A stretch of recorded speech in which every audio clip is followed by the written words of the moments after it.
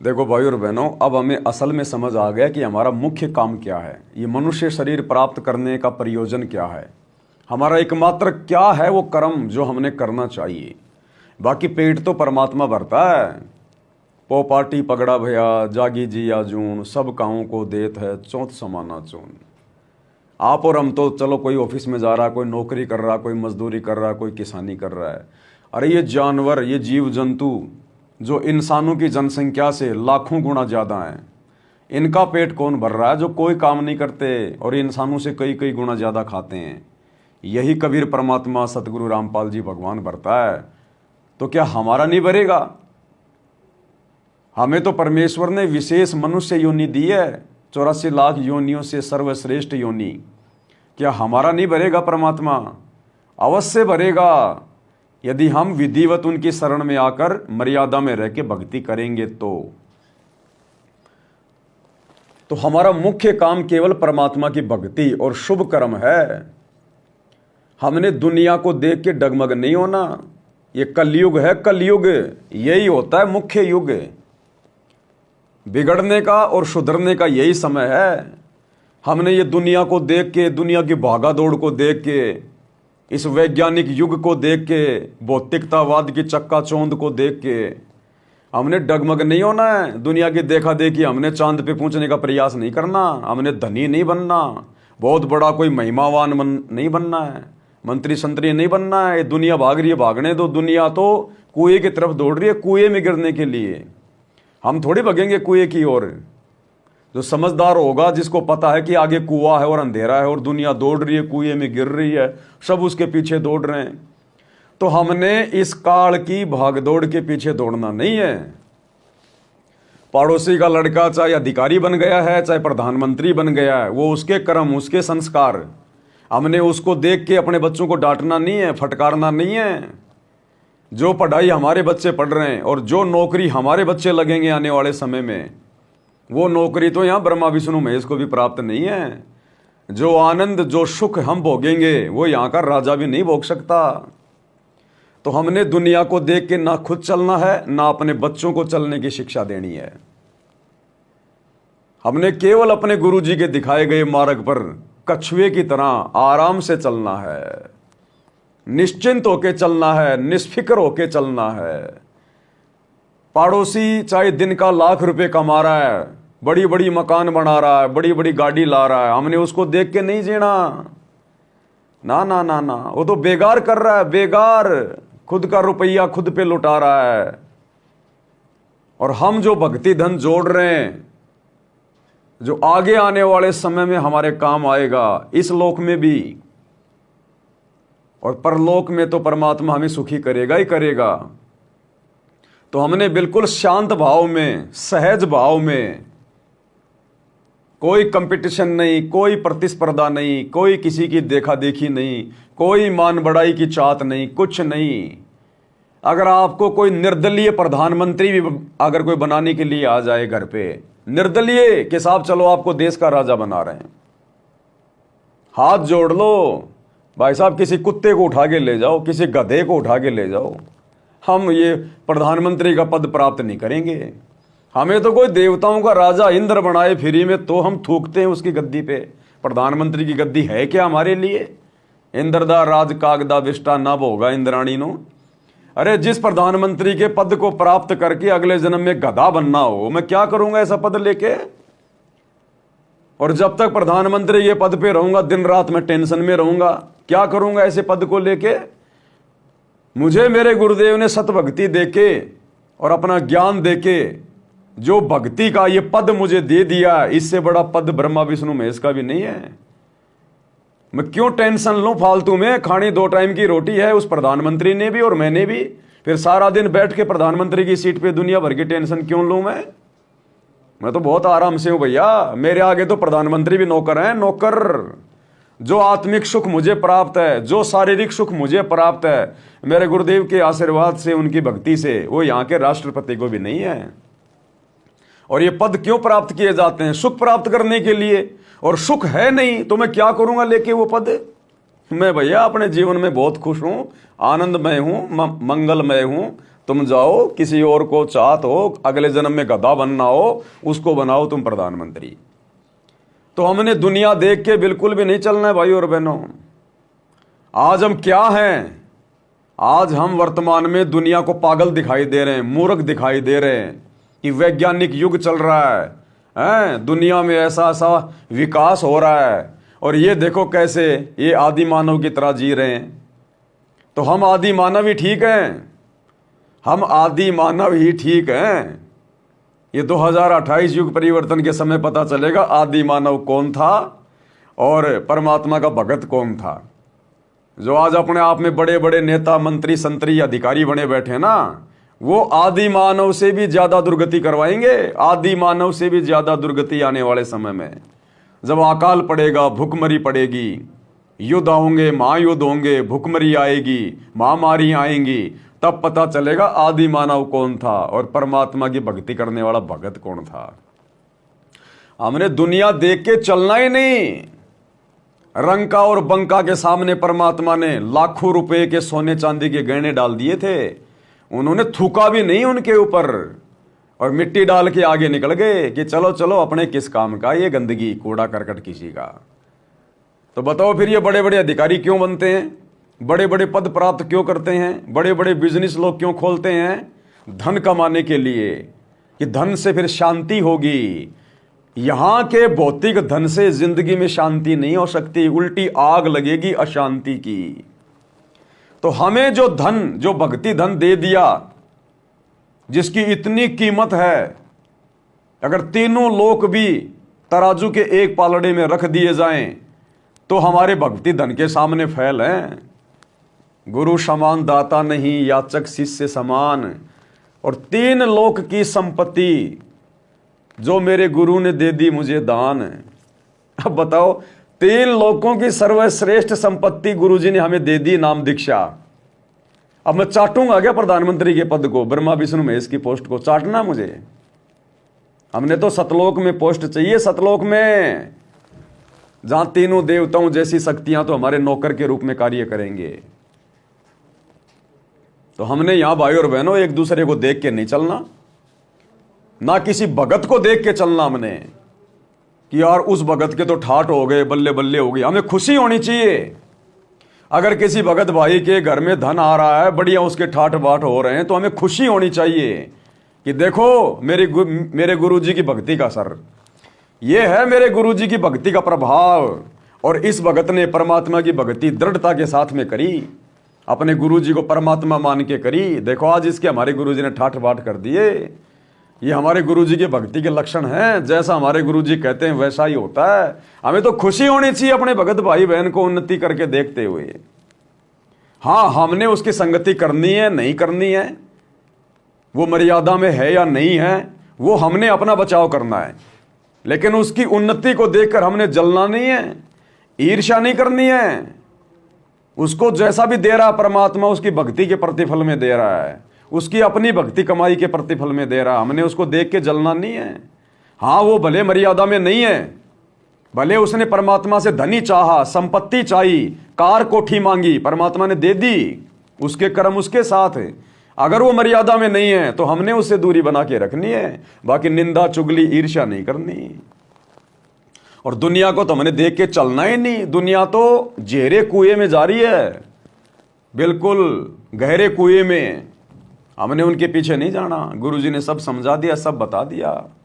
हम तो गरीब बन के, निर्धन बन के, अपनी भक्ति करके यहां टाइम पास करेंगे। इस गंदे लोक में गुरुदेव ने स्पष्ट कर दिया, अगर तुम धन मांगोगे, सुख सुविधा मांगोगे, ऐसो आराम मांगोगे, इसका मतलब तुम मोक्ष नहीं चाहते। क्योंकि गुरुदेव ने क्या बताया कि बच्चों, ये पृथ्वी लोक तुम्हारा स्कूल है, स्कूल। और ये जो तुम्हारा शरीर है, ये तुम्हारी एक ड्रेस है, विद्यार्थी वाली ये ड्रेस है तुम्हारी। जिस प्रकार बच्चा स्कूल में पढ़ता है, लेकिन स्कूल में यदि वो बच्चा सुख मांगने लग जाए, ऐसो आराम मांगने लग जाए, मौज मस्ती करने लग जाए, वो बच्चा फिर जीवन में सफल नहीं होगा। स्कूल में तो केवल उसको पढ़ाई पढ़नी पड़ती है कि मर्यादा में रह के उसको अपना कोर्स पूरा करना होता है, डिग्री प्राप्त करनी होती है। स्कूल में यदि कोई मौज मस्ती चाहेगा फिर वो मूर्ख आदमी है। फिर स्कूल में पढ़ाई पढ़ के नौकरी तो उसको बाहर मिलेगी फील्ड में, वहां करेगा ऐसो आराम। यदि वो स्कूल में ध्यान से पढ़ेगा, डिसिप्लिन में रहेगा, सारा काम करेगा, तो स्कूल में पढ़ाई पढ़ के फिर नौकरी उसको फील्ड में मिलेगी। इसी प्रकार ये पृथ्वी लोक हमारा स्कूल है, हमारा फील्ड नहीं है। हम भक्तों का फील्ड है सतलोक, जहां जाने के बाद हमें नौकरी मिलेगी, सदा सदा के ऐसो आराम मिलेंगे। तो इस गंदे लोक में, इस स्कूल में हम भक्तों ने सुख नहीं चाहिए। और पढ़ाई पढ़ते समय जिन चीजों की आवश्यकता होती है माता पिता बच्चों को अवश्य उपलब्ध करवाते हैं। तो इस गंदे लोक में रहते सहते ये भक्ति की पढ़ाई पढ़ते पढ़ते हमें जिन जिन चीजों की जरूरत होगी, हमारा गुरुदेव भगवान हमें उन चीजों को भी जरूर उपलब्ध करवाएगा। अब स्कूल में पढ़ते पढ़ते बच्चा कहे मेरे को मोटरसाइकिल ला के दो, मेरे को 4 व्हीलर ला के दो, मेरे को सिनेमा हॉल खोल दो, तो वो बच्चा फिर सक्सेस नहीं होगा, पूरी जिंदगी फिर मजदूरी करेगा। तो इसी प्रकार हम भगत भाई बहनों ने अपने गुरुदेव भगवान से, जब तक हम हैं शरीर में, हमने कोई डिमांड नहीं करनी अपनी तरफ से, एक नया पैसा भी नहीं मांगना कि परमात्मा जैसा आप दोगे, जैसा आप जी पहनाओगे, उसी में मैं खुश रहूंगा। कोई डिमांड नहीं करनी हमने तो उल्टा ये प्रार्थना करनी है, परमात्मा कोई ऐसा सुख मत दे देना जो सुख मेरी भक्ति में जाके बाधा उत्पन्न कर दे। और फिर हमारा गुरु अंतर्यामी परमात्मा, जानी जान, आत्मा का पति परमेश्वर, अगर भगत को फिर किसी चीज की आवश्यकता होगी तो क्या हमारा गुरु फिर हमें उस चीज के भरोसे रखेगा? बिल्कुल नहीं रखेगा। गाड़ी चाहिएगी गाड़ी भी देगा, अच्छी नौकरी चाहिएगी वो भी देगा, बढ़िया मकान चाहिएगा वो भी देगा हमारा भगवान हमारे को, और बिना मांगे देगा, क्योंकि ये समर्थ है, जगत सेठ है, सावरसा सेठ है, सावरिया सेठ है। दुनिया जिसके गुणगान गाती है श्री कृष्ण जी के रूप में, सांवरिया सेठ, ये है वो सांवरिया सेठ, सतगुरु रामपाल जी भगवान सेठों का सेठ, जगत सेठ। तो भाई और बहनों, हमने ये चीजें पल्ले गांठ बांध लेनी है। हमने देखो गुरु जी अंतर्यामी है, फॉर्मेलिटी से बात नहीं बनेगी। वो गुरु यहां से देखेगा, यहां से आपकी जुबान के शब्द नहीं पकड़ता गुरु। ये शरीर तो काल ने बनाया है, ये जुबान काल ने बनाई है, गुरु की तो आत्मा है। हमारी आत्मा क्या बोल रही है, हम अंदर से क्या सोच रहे हैं, गुरु उस चीज को महत्व देगा। तो हमने अपने अंदर भी कभी गुरु जी से किसी चीज की डिमांड नहीं करी, सिवाय भक्ति के अलावा, मर्यादाओं के अलावा और किसी चीज की डिमांड नहीं करनी हमने गुरु जी की। और जिस भगत ने ये 2 चीजों की डिमांड कर ली कि गुरु जी भक्ति दान देना परमात्मा, समय दो मालिक सुमरण के लिए, सत्संग सुनने के लिए, आपकी महिमा के लिए, और गुरुदेव मैं मर्यादा में रह के आपकी भक्ति सफल कर सकूं, मेरे को आशीर्वाद दो परमात्मा, मैं संघर्ष कर सकूं, किसी भी प्रकार की लोकलाज में ना फंसूं, मुझे हिम्मत दो परमात्मा। इस प्रकार की डिमांड जो भगत करेगा तो बाकी डिमांड तो गुरु अपने आप पूरी करेगा अपने आप। इसलिए हमने भाई और बहनों दुनिया को देख के, रिश्तेदारों को देख के, आड़ोसी पाड़ोसियों को देख के, वो तो चांद पे पहुंच गए, उनको पूछने दो चांद पे, उनको जाने दो। ये दुनिया ना जाने कहां कहां से जाके वापस आ गई, कुछ नहीं मिला उनको। करोड़ों बार लोग राजा रह लिए, कोटि जन्म तू राजा की ना, मिटी न मन की आशा, क्या मिला? राजा बन के भी गधा बना, तो छोटा मोटा अड़ोसी पड़ोसी रिश्तेदार को अधिकारी बन गया तो क्या प्राप्त कर लेगा? प्राप्त तो इस भक्ति से होगा जो आने वाले समय में आप और हमें प्राप्त होगा। ये आज बड़े बड़े मंत्री संतरी नेता लोग हमारे सामने बैठ के हाथ जोड़ के संग का समाधान करवाया करेंगे कि भगत जी दास से ये गलती हो गई, भगत जी ऐसी ऐसी समस्या आ गई, इसका समाधान बताओ गुरुदेव के आशीर्वाद से। तो आने वाले समय में, क्योंकि जिसको भक्ति करनी होगी तो मर्यादा में रह के करनी होगी। अब ये थोड़ी है कि नाम लेते सारा ज्ञान समझ में आ गया, सारी मर्यादा समझ में आ गई, जैसे आप और हमें समझ में आई है वैसे धीरे धीरे उनको भी समय लगेगा। तो समाधान कौन करेगा? ऑलरेडी जो भक्ति कर रहे हैं, जो उनके बड़े गुरु भाई बहन हैं, वो करेंगे। तो आने वाले समय में ये दुनिया जिस कदर जितनी तेजी से दौड़ रही है ना, अंधाधुंध होके पैसों के लिए, माया के लिए जो भागा दौड़ कर रही है, इन सबके चक्के जाम हो जाएंगे, सबके चक्के जाम। इन सबको वापस आना पड़ेगा, इनको सोचने पर विवश होना पड़ेगा कि हम कर क्या रहे हैं। हमारे बाप दादा मर गए बिजनेस कर करके, 2 के 4 बना बना के, कोठियों पे कोठियां बना के, ब्रांचों पे ब्रांचें खोल के, धन जोड़ जोड़ के हमने बैंक भर दिए। अरे हमें करना क्या है? अंत में मरना भी तो है। ये कुछ भी तो साथ नहीं जाएगा जो आज हम जोड़ रहे हैं। खाना 2 टाइम की रोटी है, वो अमेरिका का राष्ट्रपति भी 2 टाइम की रोटी खाता है, वो एलन मस्क वो भी 2 टाइम की रोटी खाता है, ये मुकेश अंबानी भी 2 टाइम की रोटी खाएगा। ये बाकी जोड़ के कर क्या रहे हैं? अपने कर्म फोड़ रहे हैं, अपना खुद का खजाना खाली कर रहे हैं, दोषी बन रहे हैं परमात्मा के, अपना अनमोल श्वासें जो पूंजी धन है श्वास रूपी उसको बर्बाद कर रहे हैं।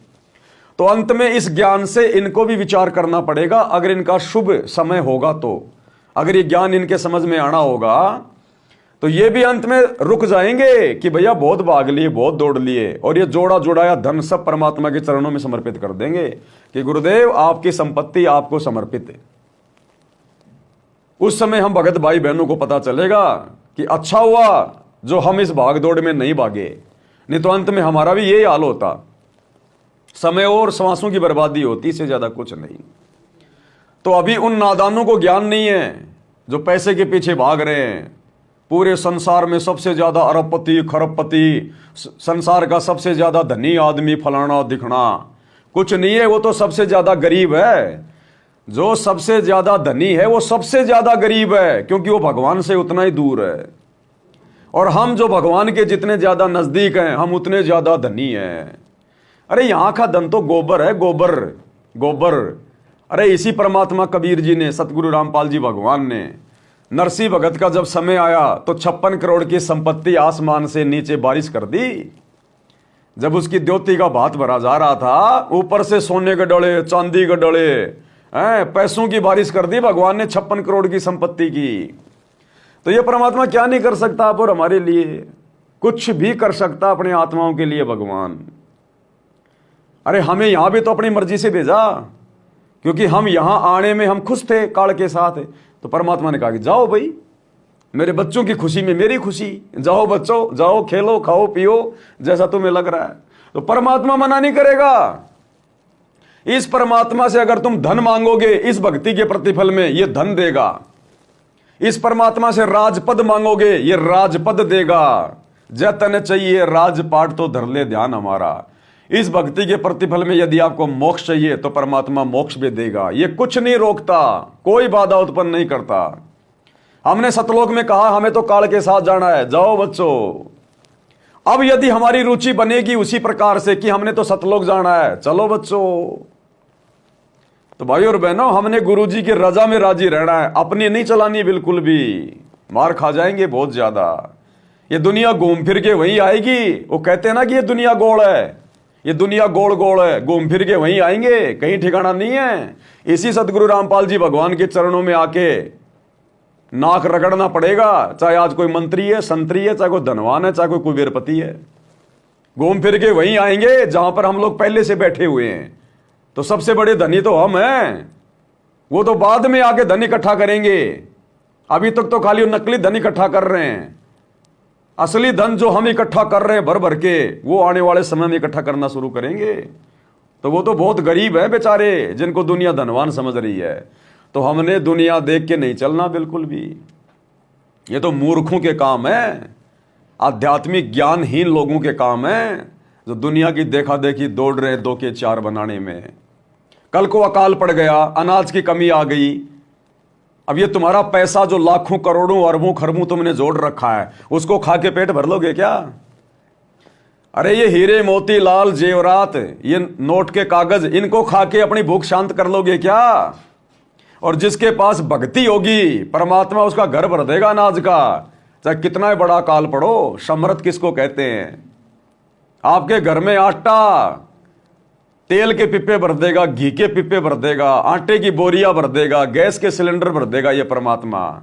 जहां वो बड़े बड़े धनपति अरबपति खरपति एक एक रोटी के दाने के लिए भीख मांग रहे होंगे, सतगुरु रामपाल जी के बच्चे असली भक्ति धन के धनी घर बैठे बैठे खाएंगे और दुनिया को खिलाएंगे। कभी रसोई का सामान खत्म नहीं होगा। ये वो समर्थ है जिसकी हम शरण में हैं। तो हमने दुनिया को देखना ही नहीं है बिल्कुल भी। दुनिया पागल है, समझदार व्यक्ति पागलों के पीछे नहीं चला करता। तो हमने इन बातों का भाई और बहनों विशेष तौर पर ध्यान रखना है, तभी हमारी भक्ति सफल होगी। हम भक्ति भी कर रहे हैं दुनिया को देखा देखी में, यार मेरे पास भी पैसा होता, मेरे पास भी गाड़ी होती, मेरे पास भी मकान होता, मेरा लड़का भी नौकरी लगता, तो वो भक्ति नहीं कर रहा, फिर वो ड्रामेबाजी कर रहा है, वो दो नाव की सवारी कर रहा है। परमात्मा कहते हैं कि राम नाम कड़वा लागे और मीठे लागे दाम, भाई दुविधा में दोनों गए, माया मिली ना राम। अंत में यह हाल होगा फिर। तो जो सबसे बड़ी नौकरी दे दी भगवान ने हमें, भक्ति करना सबसे बड़ी नौकरी है। इससे बड़ी नौकरी यहां किसी राष्ट्रपति की भी नहीं है।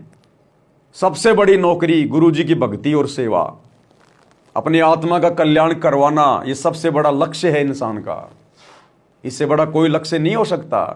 चांद पे जाना, मंगल पे जाना, रॉकेट बनाना, सैटेलाइट बनाना, यह कोई टारगेट नहीं है। ये तो काल ने हमें बकवादों में उलझा दिया, और परमात्मा ने भी उनको इसीलिए थोड़ा सा ढीला छोड़ रखा है, क्योंकि मालिक भी चाहते हैं कि एक बार ये सैटेलाइट वेटेलाइट सेट कर दे सारी, ये एसी आसी फ्रिज फारिज मोबाइल सब बना दे एक बार, उसके बाद इनको एकदम से स्टॉप कर दूंगा फिर, और इनकी बनाई हुई चीजें फिर भक्ति में हमारे काम आएंगी। इसलिए परमात्मा थोड़ा चुप है।